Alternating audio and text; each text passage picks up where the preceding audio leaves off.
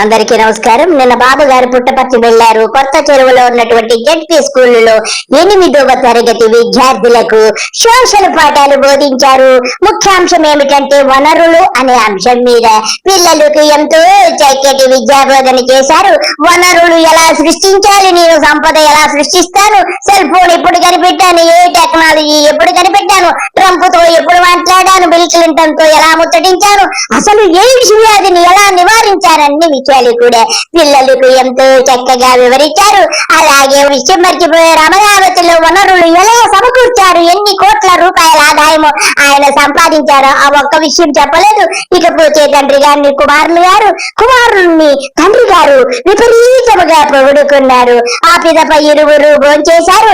ఆ క్లాసులో ఏం జరిగిందో బాబు గారి పాఠము ఒకసారి విన్నాము, చెప్పండి. మొదటి సబ్జెక్ట్ వచ్చి మనకు వనరుల గురించి ఉన్న కథ. మోనా రాజు తమ ఇంటిని శుభ్రపరుస్తూ వాళ్ళ తల్లితో గడుపుతా ఉంటారు. అప్పుడు ఈ బట్టలు, పాత్రలు, ఆహార ధాన్యాలు, దువ్వెళ్ళు, తేనెసీసా పుస్తకాలు చూడండి. బాబు గారు మీరు తప్పు చెబుతున్నారు. మోనా రాజు గురించి కాదు, నారా చంద్రబాబు నాయుడు గారు ఆయన కుమారులు అమరావతి అనేటువంటి కథను చెబితే చాలా బాగుండేది. బాబు గారు ఎన్ని లక్షల కోట్ల అమరావతిలో దోచేశారు, అన్ని విషయాలు పిల్లలకు చెప్పండి సార్. వీటిలో ప్రతి ఒక్క దానికి ఉపయోగం ఉంటుంది అనింది ఎవరు? మోనా చెప్పింది. అందుకే అవి ముఖ్యమైనవి. ఇవి అన్ని కూడా వనరులు. బాబు గారు నాదొక చిన్న రిక్వెస్ట్, మోనా కథ మనకెందుకు బాబు గారు, మీ స్వీయ కథ ఉంది కదా, అమరావతి అబ్బాయి గారు మంత్రి నారి గారి గురించి చెబితే ఎంతో చక్కగా ఉంటుంది. వనరులను ఎలా సృష్టించారు, సంపదను ఎలా సృష్టించారు, వచ్చిన సంపదను సింగపూర్కి ఎలా తోలేశారు, ఎన్ని లక్షల కోట్లు దోచేశారు, అన్ని పిల్లలకు తెలిసే భవిష్యత్తులో వారు కూడా ఎంతో చక్కగా గుర్తు పెట్టుకుని వారి పిల్లలకి కూడా మీ కథలు చెప్పుకుంటారు. బాబు గారు దయచేసి మీ అమరావతి కథ పిల్లలకు చెప్పండి. తాగేదానికి ఏం కావాలంటాం? తాగినప్పుడు దాహం వేసింది ఏం చేస్తారు మీరు? వాటర్ తాగుతారు. తాగినప్పుడు దాన్ని ఏమంటారు? బాబు గారు నేను చెబుతాను బాబు గారు, నాకు దాహం వేసి తాగినప్పుడల్లా పోలవరం ప్రాజెక్ట్ అనుకుంటాను, పోలవరం ప్రాజెక్ట్ ఏటీఎం అని కూడా గుర్తు చేసుకుంటాను బాబు గారు. అంటే ఈ రోజు మనం గుర్తుపెట్టుకోవాల్సింది విలువ అంటే. బాబు గారు నేను చెప్తా బాబు గారు, విలువ అంటే ఏంటో చెప్పమంటారా బాబు గారు? అమరావతిలో ఇప్పుడు ఎకరం కొంటే 1 సంవత్సరం తర్వాత 1000 ఎకరాల్లో ఉంది, అంతే కదా బాబు గారు? మీరు కూడా అదే కదా బాబు గారు? ఇప్పుడు ల్యాండ్ పూలింగ్ లో కొన్ని లక్షల కోట్లు తోచేశారని తెలుసులే బాబు గారు. ఇకపోతే బాబు గారు చూడండి, చిన్న బాబు గారు ఇద్దరు కలిసి పిల్లలతో భోంచేస్తున్నారు. అంతా భోంచేశాక మళ్ళీ ఎలా వెళ్తారనుకున్నారు? బాబు గారి ప్లేట్ కూడా చిన్న బాబు గారు తీసేసి బయటికి పట్టుకు వెళ్ళిపోయి కడిగేశారంట. ఎంత మంచివారు మా చిన్నబాబు గారు, చూడండి ఎలా లేస్తున్నారు. డాడీ ప్లేట్ కూడా తీసుకుని వెళ్ళి చిన్న బాబు గారు ఎంత చక్కగా బయట పెట్టేస్తారో చూడండి రా ఫ్రెండ్స్. స్పష్టంగా చెప్పాడు. ఈ విషయం మీరు గుర్తుపెట్టుకోవాల్సిన అవసరం ఉంది. ఆస్తులున్నాయి, సంపద ఉంది. బాబు గారు నేను బాగా గుర్తుపెట్టుకున్నాను బాబు గారు. నారా ఖర్జూరం నాయుడు గారు మీ తండ్రి గారు అంటే ఎవరు బాబు గారు? మైసూరు మహారాజు గారు కదా బాబు. కొన్ని లక్షల కోట్ల సంపదకు మీ తండ్రి గారు వారసులు నాకు తెలుసు. రోబోస్ కూడా వచ్చాయి, ఆ విషయం కూడా మీరు గుర్తుపెట్టుకోవాలి. Robot is a robot. ఈ విషయాన్ని మీరందరూ కూడా గుర్తుపెట్టుకోవాల్సిన అవసరం ఉంది. బాబు గారు మీకు రోజు రోజుకి ఓవర్ యాక్షన్ ఎక్కువైపోతుంది. రోబోస్ గురించి చెప్తావు, ఏ టెక్నాలజీ అంటావు, మహామేధావిని అంటావు. ఎన్ని రోజులు వినాలయ్యా నీ సొల్లు? బుద్ధి జ్ఞానం ఉండాలా, వినేవాడు ఉంటున్నాడని చెప్పి ఓ సొల్లు చెప్తే ఎవడింటాడయ్యా? సిగ్గు లజ్జ అన్ని విడిచిపెట్టేశావు నువ్వు. సంపద మనం సృష్టించేది. నేను ముఖ్యమంత్రి అయ్యాను, అయినప్పుడు నేను ఆలోచించాను, నాకు చాలా సమస్యలు ఉన్నాయి. ఆ రోజు బెస్ట్ పాలసీస్ క్రియేట్ చేశాను. హైదరాబాద్ లో నేను ₹1 రాష్ట్ర బడ్జెట్ లో ఖర్చు పెట్టలేదు. నాకు హైదరాబాద్ లో గవర్నమెంట్ ల్యాండ్స్ ఉండేటివి, నిజాం ల్యాండ్స్ అన్ని.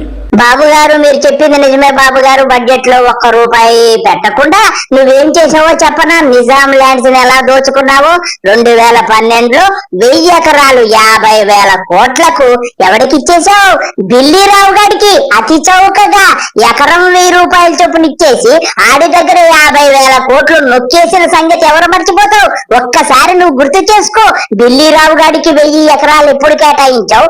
ఎన్ని లక్షల కోట్లు నువ్వు దోచావు? అప్పుడు లెక్కల ప్రకారం, హైకోర్టు లెక్కల ప్రకారమే దానికి 50,000 కోట్ల రూపాయలు అని చెప్పి అప్పుడే హైకోర్టు చెప్పింది. నువ్వు ఒక దోపిడీ దొంగవని అందరికీ తెలుసు. ముందు మన మైండ్ లో నుంచి జనాభా భారం అనే మాట తీసేసి, మైండ్ అనేది ఎట్లా పనిచేస్తుందంటే, మీకు సెల్ ఫోన్ లేకపోతే ఎవ్వరూ ఉండలేకపోతున్నాం. ఐ రిమెంబర్ వెరీ వెల్, 25 ఏళ్లకు మునుపు ఇండియాలో సెల్ ఫోన్ ఉండేటివి కాదు. చంద్రబాబు గారు పాలన చేపట్టి 12 నెలలు కావచ్చు. నెలకు 3 మీటింగ్లు వేసుకున్నా 3, 12, 36 మీటింగులు ఇప్పటికి కండక్ట్ చేసావు. ప్రతి మీటింగ్ లో ఒకటే సెల్ ఫోన్ కనిపెట్టాను. అది కూడా చెప్పు. ఢిల్లీరావు గారికి 50,000 కోట్లకు నవాబులను భూములని దోచిపెట్టాను. అవి కూడా చెప్పు. అవి కూడా చెప్పుకుంటే నీ గొప్పలు అందరికీ తెలుస్తాయి. నాలాంటోడికి అందరికీ తెలుసు నువ్వు ఎన్ని కోట్లు, లక్షల కోట్లు దోచేసావు. నీ బ్రతుకు గురించి ఎందుకయ్యా 24 గంటల సెల్ ఫోన్, తొక్క, తోటకూర, ఎయిడ్స్ కు నియంత్రించానని చెప్పుకుంటావు. బుద్ధి జ్ఞానం ఉండాలయ్యా. అలాంటి రోజుల్లో నేను ఆలోచించినప్పుడు చాలా మంది వ్యతిరేకించారు. ఫోన్ తిండి పెడుతుందా అన్నారు, నన్ను ఎకిల్ చేశారు, నన్ను 420 అన్నారు. చాలా మంది వ్యతిరేకించారు. ఫోన్ తిండి పెడుతుందా అన్నారు, నన్ను ఎకిల్ చేశారు, నన్ను 420 అన్నారు. ఎవరెన్ని చెప్పినా నేను భరించా. ఆ రోజు ప్రధానమంత్రి నరేంద్ర మోడీ గారు 1995లో నమో మోడీ కాదున్నదప్పుడు వాజ్పేయి నీకు పూర్తిగా మతి భ్రమించింది. ఎందుకంటే నీకు 24 గంటలు మోడీ జపము, మోడీని పొగడము, ఇదే కదా నీ బతుకు. ఎందుకయ్యా ఈ బతుకు చూడు, ఈ బతుకు చెడ. నేను ఒకటి ఆలోచించాను, మళ్ళీ ఇంకొక అమరావతి నిర్మాణం చేస్తా, ఇంకొక బంగారు గుడ్డు పెట్టే బాతుల్ని 10 బాతులు తయారు చేస్తాను తప్ప ఒకటి కాదు. ఇంకొక బంగారు గుడ్డు పెట్టే బాతుల్ని 10 బాతులు తయారు చేస్తాను తప్ప ఒకటి కాదు. నిన్న అన్నాడు మోడీ, మీ కథ ఏంటి? ఏంటి మీ కథ? చెప్పే ధైర్యం ఉందా మీకు? మీ భార్యని మీరు చూసుకోలేకపోతున్నారు. ఎప్పుడన్నా చెప్పాడా భార్య ఉందని? తప్పు కదా. బాబు గారు మీకు సిగ్గు లజ్జ లేదు కాబట్టి అప్పుడే మోడీని తిడతావు, అప్పుడే మోడీని పొగుడుతావు, అప్పుడే దుర్మార్గుడు అంటావు, పెళ్ళాన్ని విడిచిపెట్టాడంటావు, ఏమేమో మాట్లాడుతావు. దుర్మార్గపు మాటలన్నీ మాట్లాడి మోడీ అంత దేవుడు లేడని ఇప్పుడు చెప్తే ప్రజలందరూ వింటున్నారయ్యా. నువ్వు గంటకొక మాట మాట్లాడితే పిచ్చోళ్ళు కాదయ్యా ప్రజలు. నువ్వే పెద్ద మేధావు అనుకోకు, ప్రజలు ఎంతో మేధావులు. నీకు గొయ్యి తవ్వి పాతి పెట్టే కాలం అతి సమీపంలో ఉంది.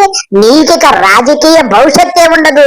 నాకైతే అర్థమవుతుంది నీ భవిష్యత్తు మాత్రము అంత అంధకారం. ఎన్ని రోజులు ఈ చెక్క భజనలు చేసుకొని నీ కొడుకుని పక్కన పెట్టుకొని ఆని పొగుడుతాను, నిన్నేమో ఆడిపోకూడదు. ఎంతకాలం ఈ దొంగ నాటకాలు ఆడతావని చెప్పి ప్రజలందరూ ముక్త కంఠంతో నిలదీసే రోజు అతి సమీపంలో ఉంది. చంద్రబాబు గారు మీకు పోయే కాలము దగ్గరికి వచ్చేసింది, దానికి అనుమానమే లేదు. జనాభా తగ్గిపోయే పరిస్థితి వస్తుంది. బాబు గారు రాష్ట్రంలో జనాభా తగ్గిపోతుందని మొసల కన్నీరు కారుస్తున్నారు. ప్రజలందరినీ పిల్లలు కనమని చెప్తున్నావు. పిల్లల కంటే నీ అమ్మ మొగుడు చూస్తాడా ఆ పిల్లలని చెప్పి ప్రజలందరూ నిన్ను అడుగుతున్నారు. నీకైతే లక్షల కోట్ల ఆస్తుంది కాబట్టి నీకు 10 డజన్ల పిల్లలున్నా ఇబ్బంది లేదు.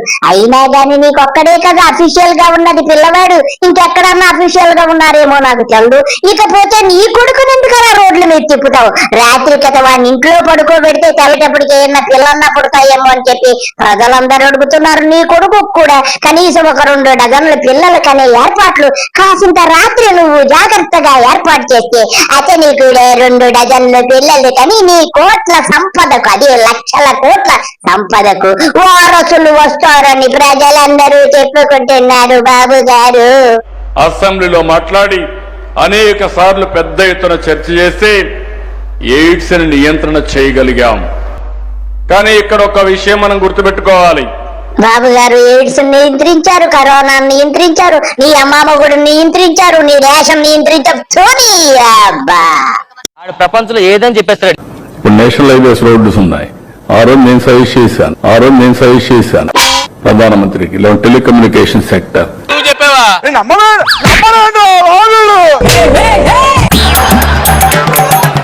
కనీసం దండం పెడితే నమస్కారం పెట్టినటువంటి సంస్కారం ఈ ప్రధానమంత్రి నరేంద్ర మోడీ గారి. బాబు గారు, అమ్మగారు మీరు కలిసి 5 ఏళ్ల క్రితము అమరావతిలో భిక్షాటన చేసి 500 కోట్లు సంపాదించారట కదా.